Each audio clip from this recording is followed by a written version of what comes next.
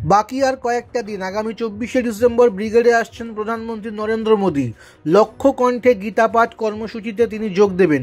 বিভিন্ন হিন্দু ধর্মীয় সংগঠনের যৌথ প্রয়াসে হলেও এই কর্মসূচির নেপথ্যে রয়েছে রাজ্য বিজেপি। ঘটনাচক্রে প্রাথমিক শিক্ষক নিয়োগ পরীক্ষা আবার ওই দিনই। আগে ঠিক ছিল টেট হবে 10ই ডিসেম্বর, কিন্তু গত 4ই ডিসেম্বর দিন বদলের ঘোষণা করা হয়।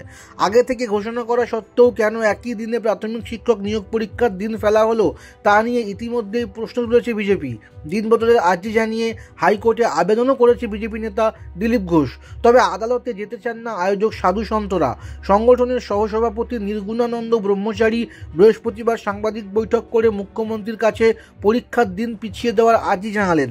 তিনি বলেন, আমরা আদালতে যাব না, তবে গীতা পাঠের দিন কোনোভাবেই পেছনো হবে না। গত বছরও নবদ্বীপে গীতা জয়ন্তীর পরের রবিবার অনুষ্ঠান করেছিলাম। এবার তা আরও বড় আকারে হবে, এমনভাবে হবে যা বিশ্বের কোথাও কখনো হয়নি। আমি তাই সংবাদ মাধ্যমের সাহায্যে মুখ্যমন্ত্রীর কাছে প্রার্থনা জানাতে চাই যাতে টেটের দিন পিছিয়ে দেওয়া হয়।